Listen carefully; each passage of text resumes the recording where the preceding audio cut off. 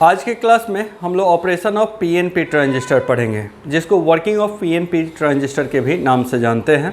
आपके university exam में अगर ऑपरेशन लिखने के लिए आए तो अच्छी बात है, यही लिखोगे, और वर्किंग ऑफ पीएनपी ट्रांजिस्टर लिखने के लिए आता है तब भी यही लिखोगे। यानी कि ऑपरेशन और वर्किंग दोनों सेम चीज़ होता है। ठीक है, आपको हड़बड़ाने का ज़रूरत नहीं है। अब ऐसा नहीं सोचने लगना कि सर तो ऑपरेशन पढ़ाए हैं, वर्किंग पूछ दिया। ठीक है, किसी भी नाम से आपको एग्जाम में आएगा यही आंसर लिखोगे। दोनों का मतलब है, वर्किंग और ऑपरेशन दोनों का मतलब है कि पीएनपी ट्रांजिस्टर कैसे काम करता है। आ गया समझ में? तो चलिए थोड़ा सा पढ़ते हैं इसको। ये पीएनपी का स्ट्रक्चर है, ऑलरेडी मैं पढ़ा चुका हूँ। इसमें 3 सेमीकंडक्टर लेयर होता है, एक पी होता है, दूसरा एन और तीसरा पी होता है। दोनों outer layer P type semiconductor का होगा, और इसमें 3 टर्मिनल होगा, इमीटर, बेस, कलेक्टर। ठीक है, जिस लेयर से इमीटर टर्मिनल कनेक्टेड होता है वो हेवली डॉप्ड पी लेयर होगा, बेस इसका लाइटली डॉप्ड होता है, साथ ही साथ इसका विड्थ भी कम होता है, और कलेक्टर रीजन जो होता है ये मॉडरेट डॉप्ड होता है और इसका विड्थ ज़्यादा होता है। ठीक है, अब ये तो ऑलरेडी स्ट्रक्चर जान चुके हैं हम लोग। यहाँ पे 2 जंक्शन बनता है, emitter base junction, collector base junction. तो स्ट्रक्चर तो ऑलरेडी हम लोग का जाना हुआ है। ठीक है ना, इसके वर्किंग पे हम लोग विशेष ध्यान देंगे। वर्किंग कैसे इसका देखेंगे, कैसे ये वर्क करता है। तो इसके लिए सबसे पहले क्या करना होगा कि आपको पीएनपी ट्रांजिस्टर कंसीडर करने के बाद इसको एक्टिव मोड में बायस करना होगा। एक्टिव मोड बायसिंग क्या होता है, ऑलरेडी मेरा पढ़ाया हुआ है। ठीक है, तो एक्टिव मोड में हम लोग जानते हैं कि इमीटर बेस जंक्शन फॉरवर्ड होता है और कलेक्टर बेस जंक्शन रिवर्स होता है। तो चलिए, ये जो पीएन जंक्शन है, इमीटर बेस जंक्शन, इसको फॉरवर्ड करते हैं, और ये जो कलेक्टर बेस जंक्शन है इसको रिवर्स करते हैं। ठीक है, तो जब फॉरवर्ड बायस करना होगा J1 को, तो J2 जंक्शन को ढक लेंगे और ये J2 जंक्शन से कोई मतलब नहीं रखेंगे और इस जंक्शन को फॉरवर्ड करेंगे। तो इस केस में क्या करेंगे, ये जो P लेयर होगा इसको पॉजिटिव से और जो N लेयर होगा इसको निगेटिव से कनेक्ट कर देंगे। तो ये जंक्शन क्या हो जाएगा, फॉरवर्ड हो जाएगा। इसका नाम कुछ दे देंगे, VEB या VCB, कुछ भी नाम दे देंगे। ठीक है, तो ये जंक्शन फॉरवर्ड हो गया। अब J2 जंक्शन को रिवर्स करना है, तो ये P लेयर है, ये N लेयर है, इनके बीच में PN जंक्शन बना है और इस PN जंक्शन को रिवर्स बायस करना है। तो P को निगेटिव से और N को positive terminal of DC volt से कनेक्ट कर देंगे। आया बात समझ में? इसको VCB वोल्टेज नाम दे दिए। हालांकि उसको VCC भी वोल्टेज बहुत जगह देखोगे बुक में लिखा हुआ रहता है। तो नाम है, वोल्टेज का कोई उससे इशू नहीं है। सिर्फ पोलरिटी का ध्यान देना कि ये सही ढंग से पोलरिटी अप्लाई तो किया हो। और साथ ही साथ हम लोग जानते हैं ये ग्राउंडेड होता है। चलो, ये सब ऑलरेडी हम लोग जानते हैं।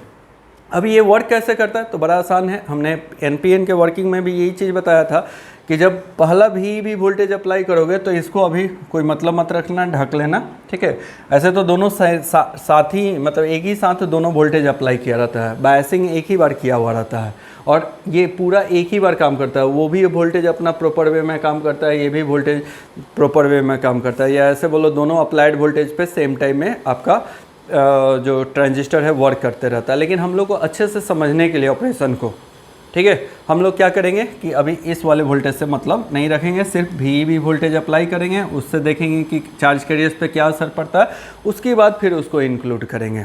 आगे बात समझ में? तो चलिए, उससे अभी मतलब रखिए। ये जो वोल्टेज अप्लाई करोगे इसके कारण ये PN जंक्शन फॉरवर्ड बायस होता है। ठीक है, क्योंकि P पे पॉजिटिव वोल्टेज अप्लाई हो रहा है, P पे पॉजिटिव वोल्टेज, और ये N पे निगेटिव वोल्टेज अप्लाई हो रहा है। तो ये जंक्शन फॉरवर्ड बायस होगा। जैसे जैसे जंक्शन फॉरवर्ड बायस बढ़ाओगे वोल्टेज, तो ये पॉजिटिव वोल्टेज जो है होल्स पे रिपल्सन फोर्स लगाएगा। क्यों रिपल्सन फोर्स लगाएगा, ऑलरेडी आप लोग जानते हो। होल्स पे पॉजिटिव चार्ज होता है और अप्लाइड वोल्टेज भी पॉजिटिव है, तो सेम चार्ज के बीच में रिपल्सन फोर्स, होल्स पे पॉजिटिव, अप्लाइड वोल्टेज भी पॉजिटिव। तो ये अप्लाइड वोल्टेज इस पे रिपल्सन फोर्स लगाएगा, जिसके कारण होल्स जो है PN जंक्शन की तरफ मूव करेगा और एक इस पे फोर्स लगाएगा। वैसे ही ये जो निगेटिव वोल्टेज है ये इलेक्ट्रॉन्स पे फोर्स लगाएगा, जिसके कारण इलेक्ट्रॉन्स पे भी रिपल्सन फोर्स लगेगा, इलेक्ट्रॉन्स भी PN जंक्शन की तरफ मूव करेगा। यानी कि ये जो दोनों टाइप्स के सेमीकंडक्टर लेयर के मेजॉरिटी चार्ज कैरियर्स हैं, ये जंक्शन पे फोर्स लगाएंगे, जिसके कारण ये इसका जंक्शन का विड्थ धीरे धीरे कम होगा। ठीक है, और जैसे ही ये वोल्टेज का वैल्यू बढ़ा के हम लोग कट इन वोल्टेज के बराबर कर देंगे, 0.7 वोल्ट अप्लाई कर दिए। ठीक है, तो ये जंक्शन वैनिश हो जाएगा। और जब जंक्शन ये वैनिश हो जाएगा तो उस केस में क्या होगा कि ये जो होल्स है, ये जंक्शन वैनिश हो गया, ये तो जंक्शन अब ख़त्म हो गया। अब होल्स जो है P लेयर से N लेयर में इंटर करने लगेगा और यहाँ पे जाके ये होल्स इलेक्ट्रॉन्स के साथ रिकॉम्बिनेशन करेगा। बट होता क्या है कि यहाँ से बहुत ज़्यादा होल्स निकलेगा, N लेयर में जाएगा, यहाँ पे इलेक्ट्रॉन्स का कम संख्या है, तो जितना होल्स को इलेक्ट्रॉन्स मिलेगा उतने होल्स इलेक्ट्रॉन्स के साथ रिकॉम्बिनेशन कर लेंगे और रिमेनिंग जो होल्स हैं वो आगे की तरफ जाएंगे, इसलिए क्योंकि यहाँ से बहुत ज़्यादा होल्स इंटर करेगा, यहाँ पे इलेक्ट्रॉन्स का संख्या कम है। जैसे मान लो यहाँ से 100 इलेक्ट्रॉन्स इसमें इंटर करेगा, मात्र 100 में से 100 होल्स इंटर करेगा बेस लेयर में, और 100 होल्स में से मात्र 2 होल्स जो है रिकॉम्बिनेशन किया इलेक्ट्रॉन्स के साथ। रिमेनिंग 98 होल्स जो है ना, ये चला जाएगा कलेक्टर रीजन में। इस जंक्शन को ब्रेक करते हुए ये चला जाएगा कहाँ पे, कलेक्टर रीजन में। और जब कलेक्टर रीजन में पहुँचेगा तब का फेनोमेना क्या होगा, यहाँ पे पहले से भी होल्स है और होल्स आ जाएगा, और ये जो अप्लाइड वोल्टेज है इसका अब काम आ जाएगा। इस अप्लाइड वोल्टेज का 2 काम है, ऑलरेडी मेरा बताया हुआ। यहाँ से जो निगेटिव वोल्टेज अप्लाई कर रहे हो, ये निगेटिव वोल्टेज क्या करेगा, होल्स को अपनी तरफ अट्रैक्ट करेगा। ये जितने भी होल्स हैं इसको सबको अपनी तरफ क्या करेगा, अट्रैक्ट करेगा। आ रहा है समझ में, जिसके कारण ये जो होल्स है ये ऐसे बाहर की तरफ मूव करेगा। क्लियर, इतना काम करेगा, ये निगेटिव वोल्टेज होल्स को अट्रैक्ट करेगा। अब हम लोग देख क्या रहे हैं कि यहाँ से जितना होल्स निकला उसमें से 2% होल्स जो है यहाँ पे रिकॉम्बिनेशन करेगा, रिमेनिंग 98% होल्स यहाँ पे जाके आगे की तरफ मूव करता है। तीनों लेयर में होल्स का मूवमेंट हो रहा है। NPN ट्रांजिस्टर में सेम यही फेनोमेना हुआ था, बट वहाँ पे इलेक्ट्रॉन्स मूव कर रहा था। इमीटर रीजन से इलेक्ट्रॉन्स निकला था, बट यहाँ पे होल्स निकल रहा है, और होल्स के मूवमेंट के कारण करेंट उत्पन्न होगा। ये बात हमेशा याद रखोगे कि NPN ट्रांजिस्टर में मेनली इलेक्ट्रॉन्स के कारण करंट उत्पन्न होता है। उसका मेजॉरिटी चार्ज कैरियर्स इलेक्ट्रॉन्स होता है NPN ट्रांजिस्टर के लिए। NPN ट्रांजिस्टर का मेजॉरिटी चार्ज कैरियर्स इलेक्ट्रॉन्स होता है, और PNP ट्रांजिस्टर में मेजॉरिटी चार्ज कैरियर्स होल्स होता है। और यहाँ पे जो कंडक्शन होता है PNP ट्रांजिस्टर में मेनली ड्यू टू होल्स होता है। ये भी बात याद रखने वाला है। चलिए ठीक है, तो होल्स का मूवमेंट यहाँ पे हुआ। सोचो कि यहाँ से 100 होल्स ऐसे मूव कर रहा है, तो 100% करंट यहाँ पे क्रिएट होगा, और यहाँ पे जो होल्स के मूवमेंट के कारण करंट उत्पन्न होगा उसका डायरेक्शन क्या होगा। तो ऑलरेडी मेरा बताया हुआ है कि होल्स के डायरेक्शन में, या आप लोग जानते होंगे कि होल्स जिस डायरेक्शन में मूव करता है उसी डायरेक्शन में करंट उत्पन्न होता है। तो होल्स मूव कर रहा है इमीटर टू बेस, तो यहाँ पे करंट उत्पन्न होगा जिसको IE बोलेंगे होल्स के डायरेक्शन में। जिस डायरेक्शन में होल्स मूव कर रहा है उसी डायरेक्शन में इमीटर करंट IE मूव करता है। और इस इमीटर करंट को हम लोग इस टर्मिनल पे भी बना लेंगे यहाँ पे, ठीक है। उसके बाद इस रीजन में, यानी कि बेस रीजन में करंट का डायरेक्शन क्या होगा, तो ये भी डिसाइड करना बड़ा आसान है। मान लो होल्स बाहर की तरफ जा रहा है या ऐसे मूव कर रहा है, तो होल्स का डायरेक्शन में ही करंट होगा, तो ऐसे भी बना सकते हैं। या जिधर इलेक्ट्रॉन्स मूव कर रहा है उसके अपोजिट डायरेक्शन में करंट, तो इलेक्ट्रॉन्स तो PN जंक्शन की तरफ जा रहा है, तो करंट का डायरेक्शन उसके अपोजिट IB होगा। बट टर्मिनल पे, यानी कि बेस टर्मिनल पे हम लोग को करंट का डायरेक्शन चाहिए होता है। तो कैसे डिसाइड करेंगे कि बेस टर्मिनल पे करंट का क्या डायरेक्शन होगा, तो NPN में इसका ट्रिक बताए थे, यहाँ पे भी वो ट्रिक लागू होगा। देखो यहाँ पे जो होल्स है, ये कुछ होल्स ऐसे अट्रैक्ट हो जाएंगे क्योंकि यहाँ से निगेटिव वोल्टेज अप्लाई किया गया है ना। देखोगे ये निगेटिव वोल्टेज है, यहाँ पे अप्लाई किया गया है, यानी कि इस बेस टर्मिनल पे निगेटिव वोल्टेज है। यहाँ से जो भी होल्स जंक्शन से मूव कर रहे होंगे या यहाँ से मूव कर रहे हो, उसको ये अपनी तरफ अट्रैक्ट कर लेगा होल्स को। तो होल्स ऐसे जाएगा, तो ऑब्वियसली होल्स के डायरेक्शन में ही करंट का डायरेक्शन होता है, यानी कि एक बेस करंट मिल जाएगा due to movement of holes.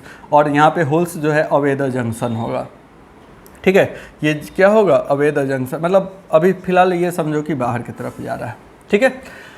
उसके बाद यहाँ पे कलेक्टर करंट में हम लोग देखेंगे कि क्या डायरेक्शन होगा, मतलब कलेक्टर रीजन में करंट का डायरेक्शन क्या होगा। इस कलेक्टर रीजन में कलेक्टर करंट का डायरेक्शन क्या होगा, तो होल्स इसमें मेनली मूव कर रहा है और होल्स का डायरेक्शन बाहर की तरफ है, तो करंट का भी डायरेक्शन क्या होगा, बाहर की तरफ होगा। IC ऐसे मूव करेगा, यहाँ पे लिख लो IC, ठीक है। अब हम लोगों को क्या देखने के लिए मिल रहा है कि emitter current toward the junction है, ये जंक्शन की तरफ जा रहा है, तो IB करंट और IC करंट दोनों अवैध जंक्शन होता है, ठीक है। और यहाँ से जितना होल्स निकला उसका ओनली 2% जो है रिकॉम्बिनेशन होता है, रिमेनिंग यहाँ पे चला जाता है जो भी चार्ज कैरियर्स होता है। तो हम लोग जान चुके हैं कि यहाँ पे जो करंट मिलेगा इमीटर रीजन में, जो करंट मिलेगा ये ओनली 2% ऑफ IE होगा। जैसे अभी एक एग्जांपल बताया कि 100 इलेक्ट्रॉन्स 100 होल्स निकला, 100 होल्स में से यहाँ पे 2 होल्स के कारण 100 होल्स में से 2 होल्स यहाँ रिकॉम्बिनेशन किया, रिमेनिंग 98 होल्स इस रीजन में आ गया। वैसे ही मान लो 1000 होल्स इस रीजन में इंटर करता, तो 20 होल्स जो है रिकॉम्बिनेशन करता है इलेक्ट्रॉन से, और रिमेनिंग 1000 में से 20 तो रिकॉम्बिनेशन कर लिया, तो बचा कितना 980 होल्स जो है इस कलेक्टर रीजन में आता, और उसके मूवमेंट के कारण यहाँ पे कलेक्टर करंट का आता है रिलेशन। तो यहाँ पे जो करंट का रिलेशन आता है, तीनों करंट का जो रिलेशन आता है, आई इक्वल टू होता है आई बी प्लस आई सी, जहाँ पे आई बी जो होता है ओनली 2% ऑफ आई होता है। इस बात को दम दिमाग में डाल के रखो, बहुत आगे चल के alpha beta gamma current gain पढ़ाने वाले हैं, उसका रिलेशन पढ़ाने वाला, बहुत आसान हो जाएगा आपको उसका फार्मूला याद रखना, ठीक है। तो चलिए यही इसका ऑपरेशन है। यहाँ पे 3 करंट इंड्यूस हुआ, आई बी, आई बी, आई सी, और तीनों करंट का वैल्यू अलग अलग रहा। क्यों अलग अलग रहता है, तो एम्पलीफायड हम लोग पढ़ेंगे, ज़्यादा वेट करने का ज़रूरत नहीं है, बहुत जल्दी ही पढ़ने वाले हैं। एम्पलीफायर वहाँ पे हम बताएंगे कि जानबूझ के ऐसा इसका कंस्ट्रक्शन बनाया गया था ताकि अलग अलग वैल्यू का करंट मिल सके। एम्पलीफायर का काम आप लोग जानते हो, वीक सिग्नल को स्ट्रॉन्ग सिग्नल में कन्वर्ट करने का काम करता है। अगर इस तरीके से करंट का अलग अलग वैल्यू रहेगा तभी एम्पलीफिकेशन पॉसिबल है। अगर सोचो कि तीनों सेमीकंडक्टर लेयर का विड्थ सेम रहता है, डॉपिंग सेम रहता, तो ऑब्वियसली करंट जो उत्पन्न होता, सेम वैल्यू का करंट उत्पन्न होता।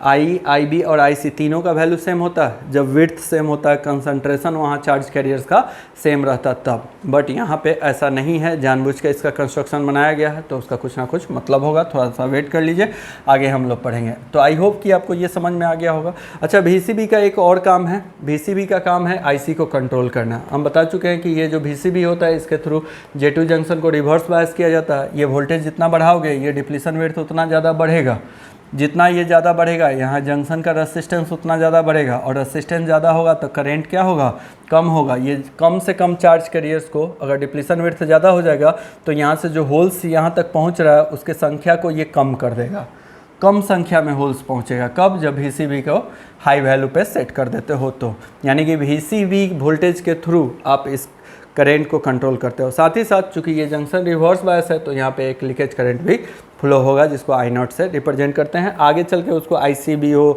ICEO इस तरह का कुछ नाम मिलेगा, वो कन्फिगुरेशन पे डिपेंड करेगा। फिलहाल इतना ही समझ के अभी काम चलाओ जितना अभी बता रहे हैं। चलिए ठीक है, 1 बाई 1 एक एक लाइन पढ़ते हैं, इसके ऑपरेशन को समझते हैं। पहला हमने लाइन लिखा है, let us consider a PNP transistor which is bias in active mode. एक PNP ट्रांजिस्टर को लेना है, उसको एक्टिव मोड में बायस कर लेना है। इन active mode emitter based junction is forward bias and collector based junction is reverse bias. Active mode में इमीटर बेस्ड जंक्शन को फॉरवर्ड बायस कर दिया है, कलेक्टर बेस्ड जंक्शन को रिवर्स बायस किया जाता है, ये जानते हो आप लोग। At the very small applied forward voltage the emitter based junction is vanish. कह रहा है कि बहुत कम अप्लाइड फॉरवर्ड वोल्टेज पे इसका इमीटर बेस्ड जंक्शन क्या हो जाता है, वैनिश हो जाता है। इसका कट इन वोल्टेज हम लोग जानते हैं 0.7 होता है। After the vanishing of PN junction the holes of emitter region move into the base region. कह रहा है कि जब ये जंक्शन वैनिश हो जाएगा तो जो होल्स है ये इमीटर रीजन से इंटर करेगा बेस रीजन में। The base layer some holes recombine with electrons and remaining holes enter into the collector region। कह रहा है कि यहाँ से जो होल्स बेस में आया उसमें से कुछ होल्स रिकॉम्बिनेशन करेगा और रिमेनिंग जो होल्स बच जाएगा वो कलेक्टर रीजन में जाएगा। कितना होल्स रिकॉम्बिनेशन करेगा, तो 2 to 5% करता है। अगला पॉइंट पढ़ लो, the applied negative voltage of VCB attracted the holes in the outside of collector layer. कह रहा है कि ये VCB वोल्टेज का निगेटिव वोल्टेज क्या करेगा, होल्स को अपने बाहर की तरफ अट्रैक्ट करेगा, ठीक है। Next point, an emitter current I is obtained due to movement of holes in the emitter region. कह रहा है कि यहाँ पे जो इमीटर रीजन है इसमें होल्स के मूवमेंट के कारण एक इमीटर करंट मिल जाएगा। A base current IB is obtained due to movement of holes, और ब्रैकेट में और इलेक्ट्रॉन्स भी लिखे हैं इन द बेस लेयर। इस बेस लेयर में होल्स के मूवमेंट के कारण, या कह सकते हो इलेक्ट्रॉन्स के मूवमेंट के कारण एक करंट मिलेगा। किसी एक को ही बोल सकते हो, इसीलिए ब्रैकेट में और लिखे हैं, ठीक है। अगला point, the collector current IC is obtained due to movement of holes in the collector region. कह रहा है कि यहाँ पे एक कलेक्टर की करंट मिलेगा due to movement of holes in the collector region. Next point, the relationship between these 3 current is following. I equal to IB plus IC, यही करंट का रिलेशन होता है। यहाँ पे जो IE होता है इमीटर करंट, इन दोनों करंट का सम होता है। कारण क्या है, तो जितना होल्स निकला उसमें से 2% होल्स यहाँ 98% है, 2 + 98 कितना हो जाएगा, 100 हो जाएगा। तो ये इन दोनों का सम होता है। Where IB is only 2% of IC। यहाँ पे IB जो होता है ओनली 2% ऑफ IE होता है। बहुत ही इंपॉर्टेंट पॉइंट है, इतना बात लिखो आप लोग। उसके बाद 2 पॉइंट और बता रहे हैं। चलिए अगला 2 पॉइंट देख लेते हैं, ठीक है, बहुत ही इंपॉर्टेंट पॉइंट है। VCB voltage is use to control the collector current IC। कह रहे हैं यहाँ पे जो VCB वोल्टेज है इसको यूज किया जाता है कलेक्टर करंट IC को कंट्रोल करने के लिए। इसके वैल्यू को अगर बढ़ाना होगा तो VCB के वैल्यू को घटाना होगा। रिवर्स वोल्टेज है ये। रिवर्स वोल्टेज जितना घटाते हैं करंट का वैल्यू उतना बढ़ता है। इस रिवर्स वोल्टेज जितना बढ़ाओगे कलेक्टर करंट का वैल्यू उतना घटेगा। अगला पॉइंट पढ़ेंगे, where collector base junction is reverse bias, so a small value of leakage current I0 is obtained which is called collector base leakage current। कह रहा है कि यहाँ पे जो कलेक्टर बेस जंक्शन है ये रिवर्स बायस है, तो एक स्मॉल वैल्यू का लीकेज करंट मिलेगा यहाँ पे, ठीक है। Leakage current minority charge carriers के कारण होता है और ये फॉरवर्ड करंट के उल्टा होता है, ठीक है, जिसको हम लोग कलेक्टर बेस लीकेज करंट बोल रहे हैं। लीकेज करंट तो है ही बट कलेक्टर बेस उसके आगे में लगा हुआ है, इसलिए कोई कलेक्टर और बेस जंक्शन के बीच में मिल रहा है। नेक्स्ट पॉइंट पढ़ते हैं, the value of collector current depends upon leakage current also. ये बात याद रखना, आगे हम करंट का इक्वेशन बहुत सारा पढ़ाने वाले हैं जहाँ पे हम बताएंगे कि जो IC होता है ना इसका वैल्यू डिपेंड करता है, IC का जो वैल्यू होता है वो डिपेंड करता है I0 पे, यानी कि लीकेज करंट पे, ठीक है, ये याद रखना। लीकेज करंट का वैल्यू और डायरेक्टली प्रोपोर्शनल होता है। अभी बस इतना से काम चलाओ, आगे हम इक्वेशन से बताने वाले हैं, इसका मैकेनिज्म भी बताएंगे। जितना ज़्यादा यहाँ पे लीकेज करंट का वैल्यू होगा उतना ही ज़्यादा IC का वैल्यू होगा, ठीक है। तो ये बात भी याद रखना है कि कलेक्टर करंट का वैल्यू जो होता है IC का जो वैल्यू होता है डिपेंड करता है I0 पे, ठीक।